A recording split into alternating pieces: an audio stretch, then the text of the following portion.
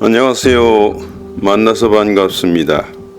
이 강좌는 진리의 사랑 세계 선교회에서 주관하는 성경 특강 시리즈로서 휴거의 조건과 언약궤의 완성이라는 주제로 마련한 9번째 시간입니다. 어느 나라에나 특정한 날을 기념하거나 경축하는 절기가 있으나 이스라엘이 지키는 절기는 인간이 정한 것이 아닙니다.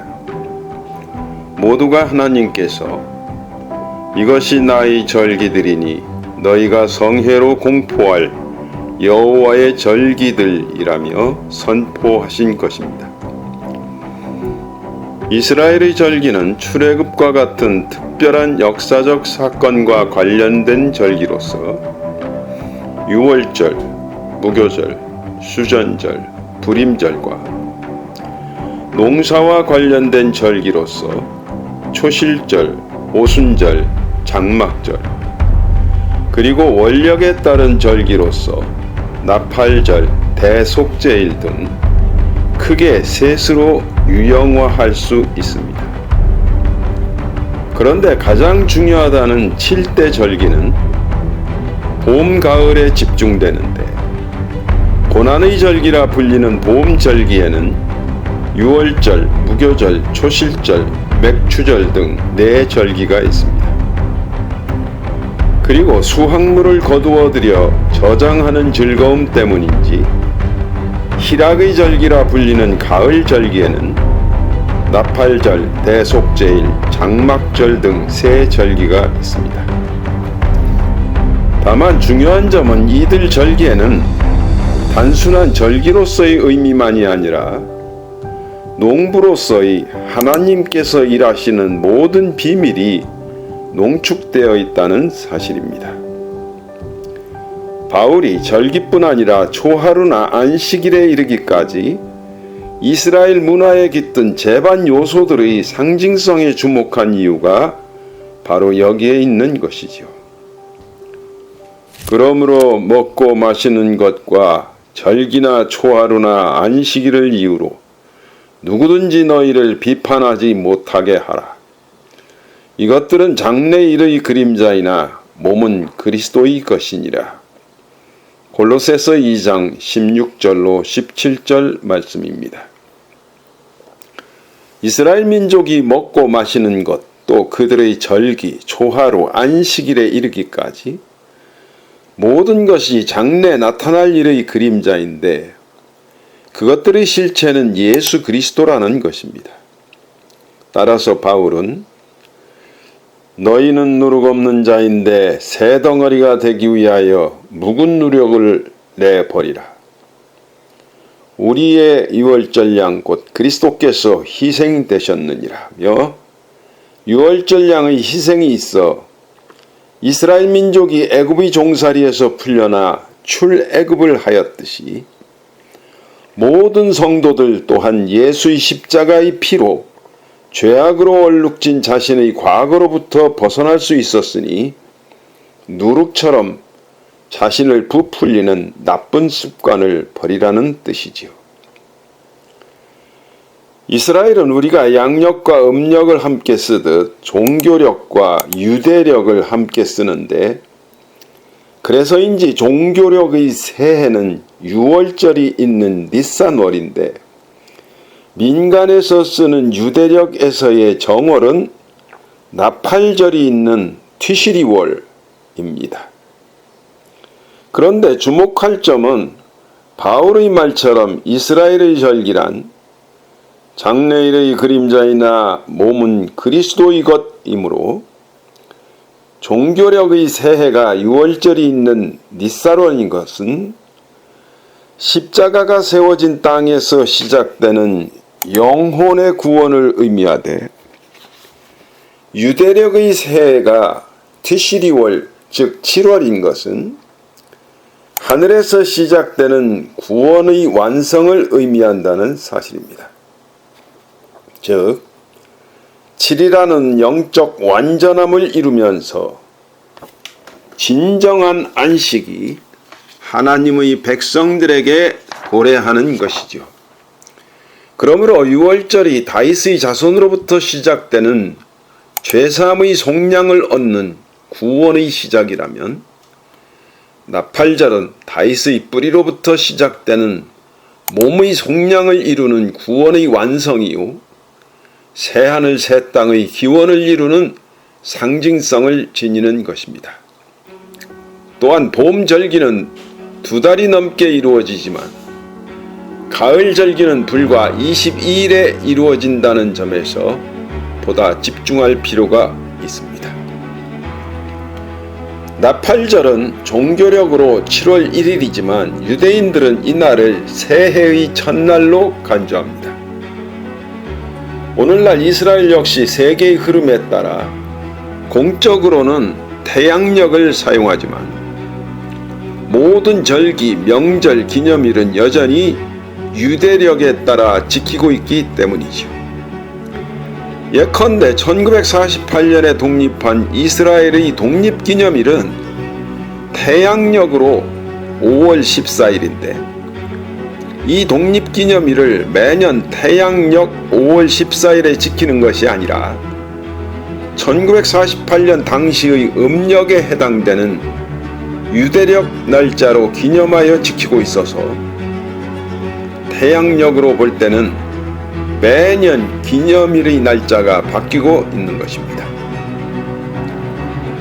가을절기에 관해 좀 더 구체적으로 살펴보자면, 나팔절로 시작되는 이스라엘의 유대력에서의 정월, 즉 티시리월에는 절기가 연속으로 이어지는데, 나팔절인 초하루는 로시 하샤나, 즉 설날이고, 10일은 대제사장이 1년 중 유일하게 하나님의 임재를 상징하는 지성소에 들어갈 수 있는 대속죄일이며, 15일부터 21일까지 일주일 동안은 장막절로서, 특히 8일째 되는 22일은 명절 끝날 곧 큰 날인 거룩한 대회로서 절정을 이룹니다.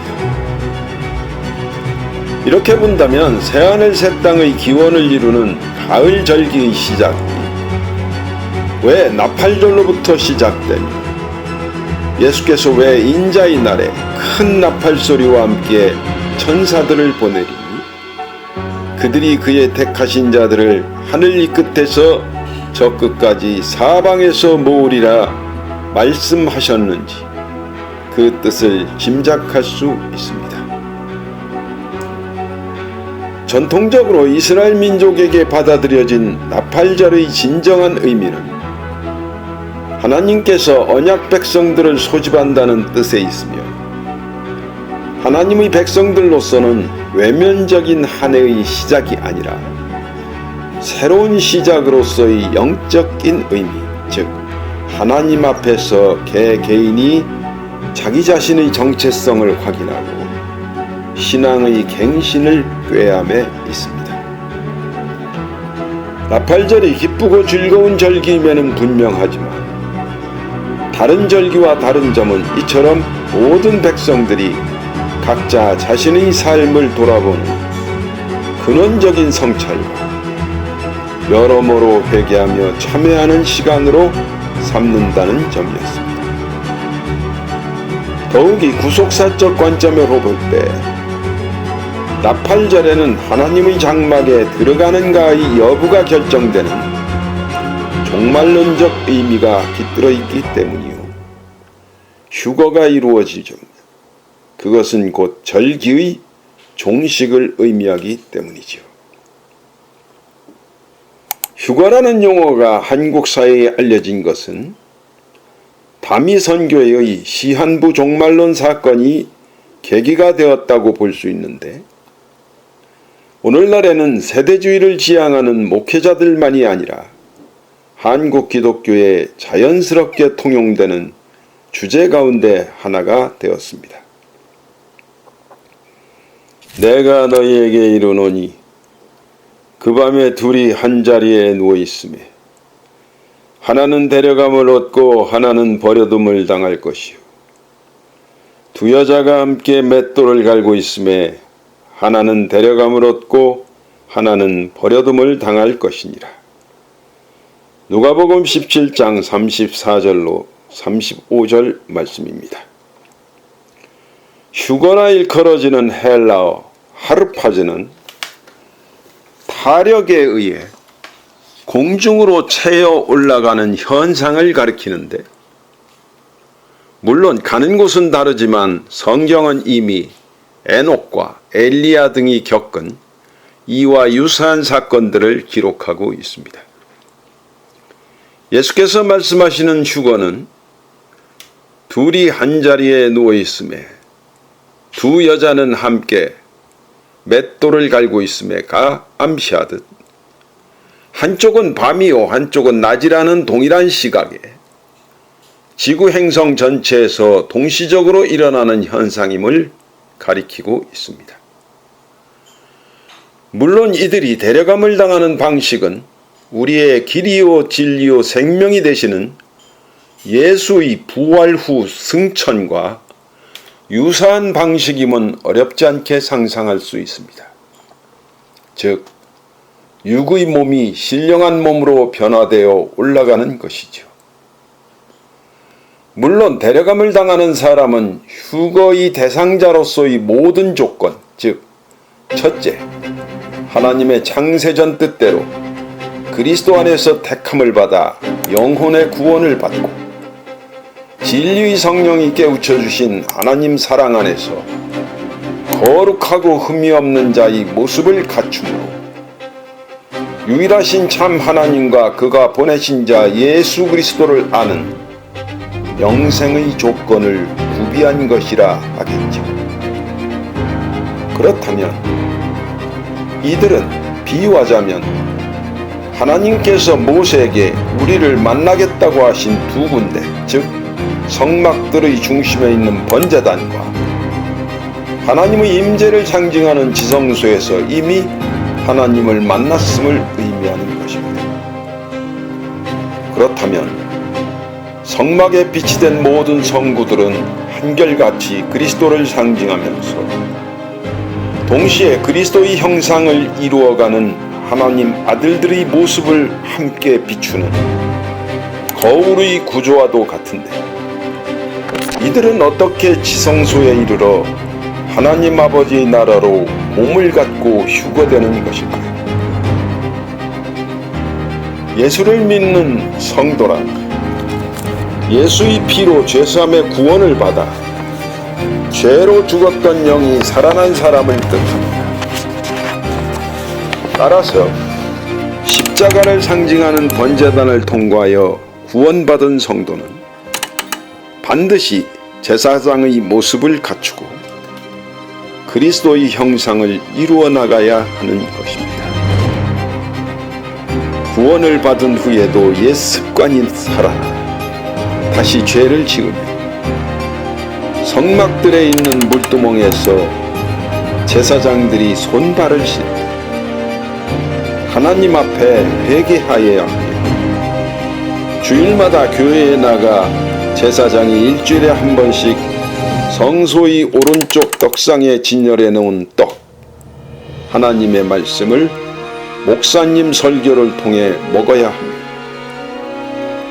떡을 먹었다면 성소의 왼쪽에 있는 7 등이 빛나는 순금의 등대처럼 한 주일 내내 빛을 발하여 주님의 당부대로 세상의 빛이 되어야 하는 것입니다. 그리고 마침내는 동서남북 모두가 일규빗인 분향단처럼 말씀과 기도를 통해 동서남북 어디에서 보든지 바른 삶을 영위하는 의인으로서의 삶을 살아야 하는 것입니다. 그렇기 때문에 분향단 바로 앞 휘장 너머에 지성소가 있는 것이고, 예수께서 십자가에서 운명하시는 순간 지성소를 가린 휘장을 찢어 놓으신 뜻이 바로 여기에 있는 것입니다. 즉, 추수 때가 이르면 반드시 지성소에 들어가 진리의 성령 곧 말씀으로 오실 다윗의 뿔이 하나님을 만나라는 간절한 바램이신 것이죠. 그렇다면 휴거에 이르게 되는 이들에게는 어떤 조건이 구비되어 있는 것일까요? 더욱이 나팔절 다음에 있는 대속죄일에는 지성소의 문이 열리고 곧 이어 하나님의 장막에 들어가는 장막절이 있으니 휴거란 곧 지성소에 이른 자가 장막절의 끝날 하나님의 나라로 입성함을 뜻하는 것입니다.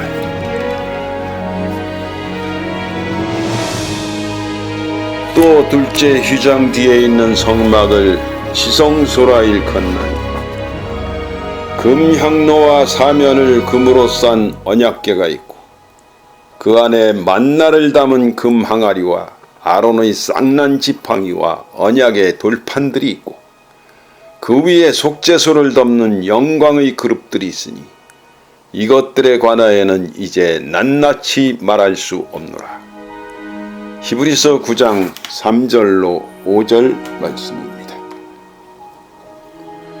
지성소는 성막의 가장 안쪽에 위치하고 있으며 여호와께서 거하시는 거룩한 곳입니다. 그러나 훗날 솔로몬 왕이 성전을 봉헌하는 자리에서 하나님이 참으로 땅에 거하시리까 하늘과 하늘들의 하늘이라도 주를 용납하지 못하겠거든 하물며 내가 건축한 이 성전이오리까 말했듯이 하나님이 어찌 지상의 성막에 계실 것이며 더욱이 사방 10규빗 6평 남짓에 지나지 않는 좁디 좁은 방에 거하시겠습니까? 만유에 계시고 만유를 통일하시고 만유 가운데 계시는 무소부재의 하나님께서 굳이 특정 공간을 지정하심은 오직 예수 닮은 아들들을 얻고자 하시는 하나님 창세전의 기쁘신 뜻을 이루시기 위해 우리 인간들을 영적 성장의 단계에 맞춰 가르치심이라 하겠습니다. 어릴 적에는 가시적이고 실증적인 것이 교육적 효과가 높다는 사실을 적용하여 지성소 위에 낮에는 구름 기둥 밤에는 불 기둥을 세워 졸지도 아니하고 주무시지도 아니하시며 언제나 이스라엘 백성을 지키시는 하나님을 각인시켜 주시고자 함이 아닐 수 없습니다. 지성소는 하나님께서 모세를 만나자고 하신 곳이지만 휘장에 의해 성소와 구분되어 있으며 언약궤가 놓여 있고 그 위에 덮개로서의 속죄소가 있으며 속죄소 양편에는 두 그룹이 날개를 높이 펴서 속죄소를 덮고 서로 마주보며 속죄소를 향해 서 있습니다.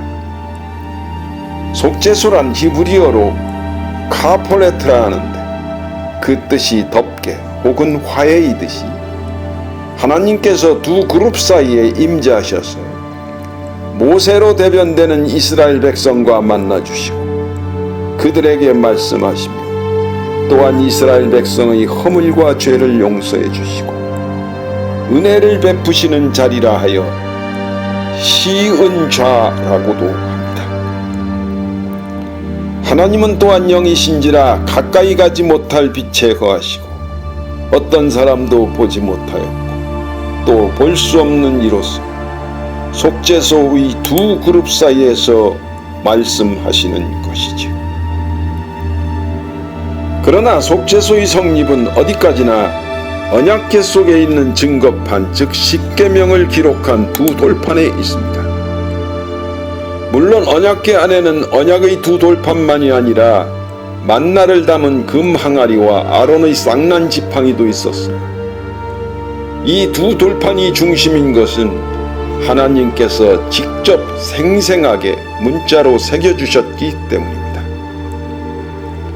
그렇다면 앞에서 살펴보았듯이 모든 성소의 기물들이 구원받은 성도들이 그리스도의 형상을 갖춰가는 영적 성장의 단계를 상징한다면 성장의 마지막 단계라 할 수 있는 지성소에 놓여있는 언약궤는 성도들의 삶에 어떤 영적 성장의 의미를 지니며 그것을 어떻게 실현할 수 있는가를 살펴보아야 할 것입니다. 시내산에서 모세가 하나님께로부터 받은 최초의 증거판은 하나님이 만드신 것이고, 하나님이 친히 판에 글을 새기신 것이었죠. 이 증거판은 모세가 시내산에서 내려올 때 금으로 송아지 우상을 만들고 경배하며 춤추는 이스라엘 백성의 무리들을 보고 분노한 나머지 산 아래로 던져 깨뜨려지고 말았습니다. 따라서 지성소의 언약궤 안에 보관된 언약의 두 돌판은 하나님께서 주신 첫째 돌판이 아니라 모세가 다시 깎아 만들고 하나님께서 새롭게 새겨주신 둘째 돌판을 뜻합니다. 그러나 주지하다시피 율법은 장차 올 좋은 일의 그림자일 뿐 참 형상이 아닙니다. 싹의 때에 해당되는 이 세상의 초등 학문인 것이지요. 그러므로 이스라엘 민족이 지켜야 할 법도를 새겨주신 최초의 증거판은 계시될 믿음의 때가 오면 어차피 사라져야 하는 율법의 운명을 암시하는 하나의 예표라 할 수 있습니다. 그 후에 말씀하시기를 보시옵소서, 내가 하나님의 뜻을 행하려 왔나이다 하셨으니 그 첫 것을 폐하심은 둘째 것을 세우려 하심이니라. 이 뜻을 조차 예수 그리스도의 몸을 단번에 들이심으로 말미암아 우리가 거룩함을 얻었노라. 히브리서 10장 9절로 10절 말씀입니다. 율법은 죄를 깨닫게 하는, 그래서 그리스도께로 인도하는 초등교사의 역할을 충실히 하였습니다. 그러므로 다윗의 자손 예수께서 하나님의 뜻을 행하려 이 땅에 오심으로 하나님께서는 율법의 행위로서는 의롭다함을 얻을 육체가 없느니라는 말씀처럼 율법을 통해 죄를 깨닫게 하여 그리스도 앞으로 나오게 하사 그 첫 것을 폐하시고 하나님의 영으로 돌판이 아닌 육의 마음판에 그리스도를 따르는 믿음의 법을 새롭게 써주신 것입니다. 너희는 우리로 말미암아 나타난 그리스도의 편지니 이는 먹으로 쓴 것이 아니요 오직 살아계신 하나님의 영으로 쓴 것이며 또 돌판에 쓴 것이 아니요 오직 육의 마음판에 쓴 것이라. 고린도전서 3장 3절의 말씀입니다. 바울은 가시적인 돌판과 비가시적인 육의 마음판의 비유를 통하여 모세의 언약과 새 언약을 대조하면서 그리스도 복음의 우월성과 영광스러움을 강조하고 있습니다. 즉 그리스도는 하나님의 영으로 구원의 복음을 성도들의 육의 마음판에 기록하시고 그것을 마치 하나님께서 모세를 통해 하나님의 백성들에게 당신의 뜻을 전하려 하신 것처럼 세상을 향한 당신의 편지로 간주하신다는 것입니다. 물론 그 편지 내용은 다윗의 자손으로 오사 십자가에서 세상 죄를 지고 가는 하나님의 어린 양으로 죽은 그리스도 예수를 믿어 죄사함을 얻는 구원의 복음을 가리키는 것이죠. 따라서 모든 성도들은 오직 성령이 너희들에게 임하면 너희가 권능을 받고 예루살렘과 온 유대와 사마리아와 땅끝까지 이르러 내 증인이 되리라는 말씀대로 지난 2000년 동안 복된 그리스도의 편지로서의 복음을 전하면서 세상 땅끝까지 그리스도의 증인이 될 수 있었던 것입니다. 그러므로 예수를 믿는 모든 성도는 다윗의 자손의 말씀을 기록한 육의 마음판 하나만을 지니고 있습니다. 따라서 하나님의 추수 때가 이르면 진리의 성령께서 감추었던 만나로 비유되는 다윗의 뿌리의 말씀을 주시는 것입니다. 이기는 그에게는 내가 감추었던 만나를 주고 또 흰 돌을 줄 터인데 그 돌 위에 새 이름을 기록한 것이 있나니 받는 자밖에는 그 이름을 알 사람이 없느니라. 요한계시록 2장 17절 말씀입니다. 감추었던 만나에서 감추었던이라는 헬라어는 크리프트인데 이 단어는 이미 말씀드린 바 있듯이 비유적으로 쓰일 때는 알지 못하게 하다라는 의미를 지닙니다. 감추었던 만나란 하나님으로부터 새롭게 주어지는 말씀이 아니라 알지 못하게 하셨던 기존의 성경 말씀이 새롭게 열려 해석되는 것임을 암시하는 것이죠. 그러므로 감추었던 만나로 오신 진리의 성령의 말씀을 새로운 육의 마음판에 기록해야 하는 것입니다. 일찍이 예수께서 진리의 성령이 오시면 그가 내 영광을 나타내리니 내 것을 가지고 너희에게 알리시겠음이라 말씀하신 뜻이 여기에 있는 것입니다. 이렇게 본다면 결국 금 항아리에 만나를 담아 언약궤 안에 두라 하신 하나님의 말씀은 장차 지성소로 들어올 영생의 자녀들에게 이 세상에는 세상 사람들이 육신의 건강을 위해 먹는 양식으로서의 만나가 널려 있으나 그런 흔한 양식과 달리 첫째, 광야에서 육적 이스라엘을 먹이신 하늘에서 내려주신 육적인 양식으로서의 만나. 둘째, 영적 이스라엘을 먹이신 다윗의 자손 예수 그리스도의 생명의 떡 만나. 셋째, 새 이스라엘을 먹이시는 다윗의 뿌리 하나님의 감추었던 만나라는 말씀의 세 단계로 자녀들의 영을 키우시는 당신의 사랑과 뜻을 전하시고자 한 지극한 배려임을 알 수 있습니다. 사람이 떡으로만 살 것이 아니요 하나님의 입으로부터 나오는 모든 말씀으로 살 것이라는 예수의 말씀대로 하나님은 단계마다 꼭 필요한 영의 양식을 준비해 놓으시고 싹의 때와 이삭의 때를 거쳐 마침내 이루어지는 이삭의 충실한 곡식의 때에 이르도록까지 자녀들의 영을 키워오신 것입니다. 그러므로 영적 구원을 받은 하나님의 백성들은 다윗의 뿌리 하나님께서 주시는 감추었던 만나로서의 말씀을 육의 마음판에 새겨 두 개의 돌판으로 언약궤를 완성해야 하는 것입니다. 물론 그렇다고 해서 완전한 언약궤가 이루어진 것은 아닙니다. 언약궤는 속죄소라는 덮개가 덮어져야 완전해지기 때문입니다. 더욱이 하나님께서 그 속죄소의 두 그룹 사이에서 말씀하신다면 날개를 높이 펴서 그 날개로 속죄소를 덮으며 그 얼굴을 서로 대하여 속죄소를 향하고 있는 두 그룹은 무엇을 상징하는 것일까요? 그룹은 히브리어로 케르브라 하는데 하나님과 인간 사이에서 그 관계를 성립시키고 화해를 가져오는 역할을 하는 중보자를 가리킵니다.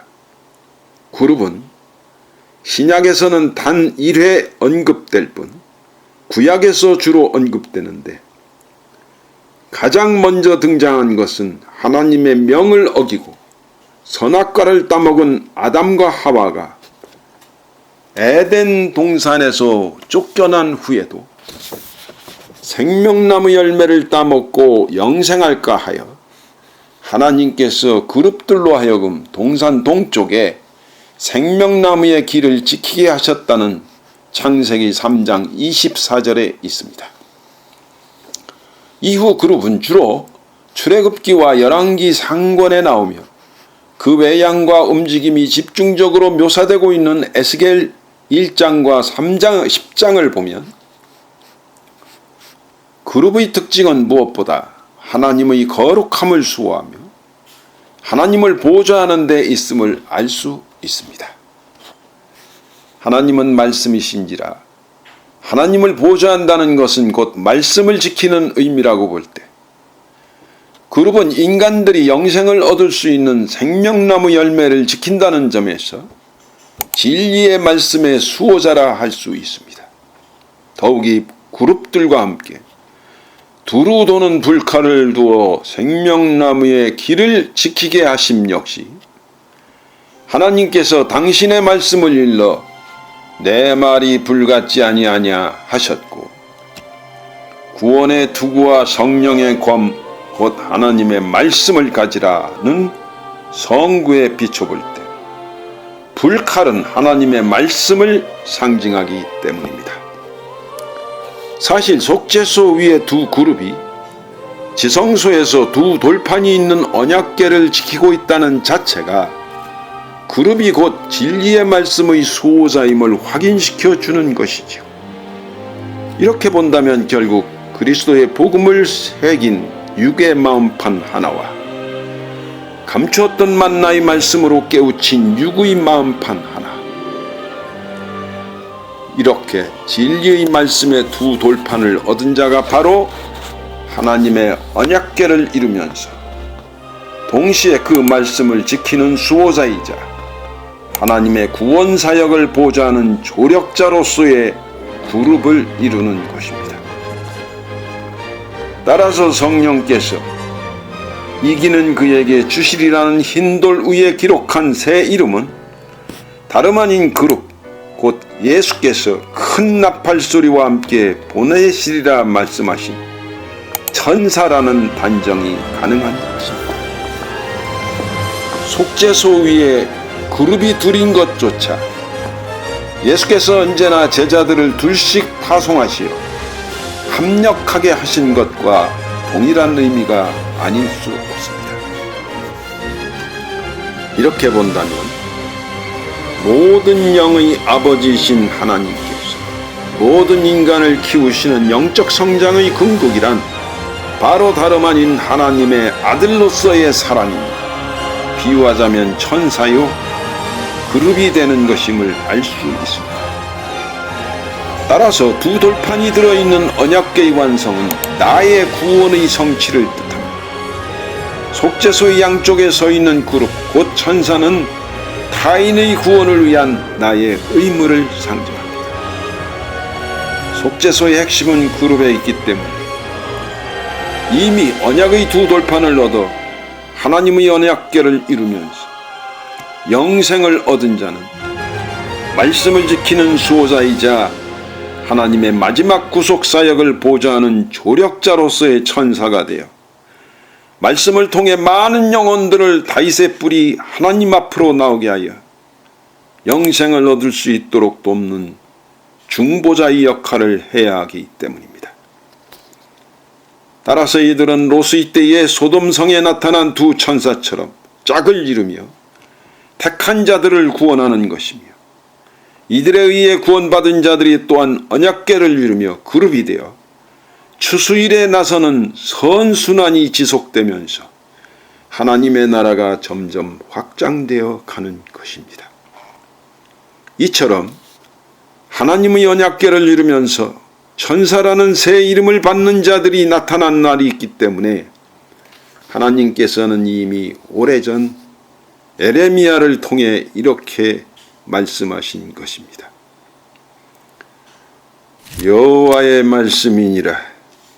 너희가 이 땅에서 번성하여 많아질 때에는 사람들이 여호와의 언약궤를 다시는 말하지 아니할 것이요, 생각하지 아니할 것이요, 기억하지 아니할 것이요, 찾지 아니할 것이요, 다시는 만들지 아니할 것이며, 그때의 예루살렘이 그들에게 여호와의 보좌라 일컬음이 되며 모든 백성이 그리로 모이리니 곧 여호와의 이름으로 말미암아 예루살렘에 모이고 다시는 그들의 악한 마음의 완악한 대로 그들이 행하지 아니할 것이며.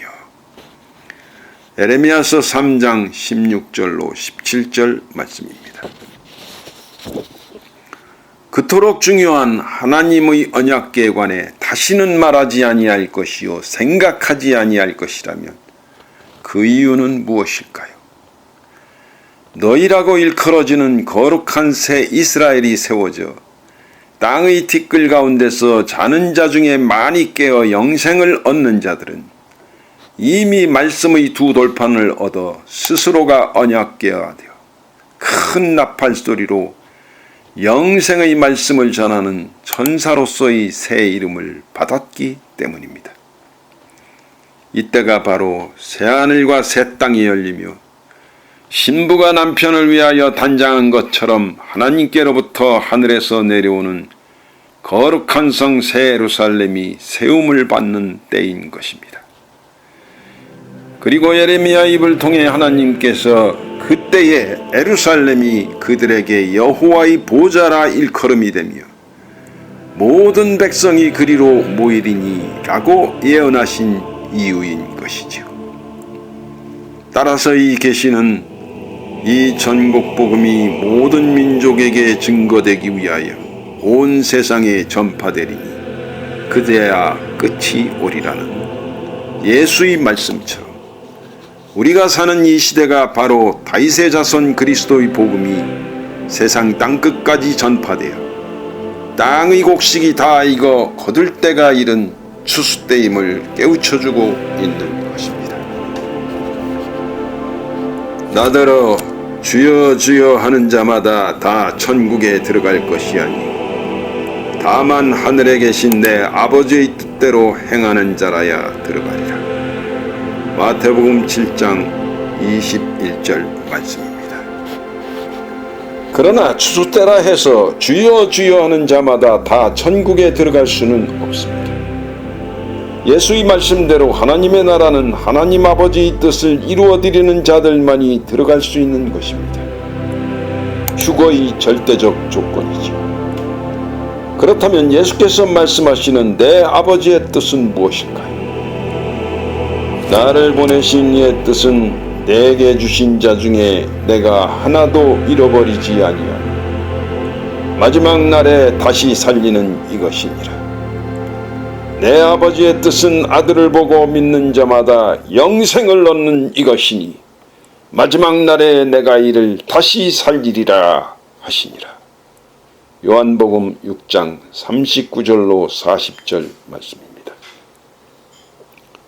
하나님의 뜻은 이삭의 충실한 곡식의 때에 마지막 날이 오기 전에 예수를 믿는 모든 이들이 영생을 얻을 수 있도록 다윗의 뿌리의 말씀으로 다시 살리는 일, 곧 생명의 부활을 이루어 주심에 있습니다.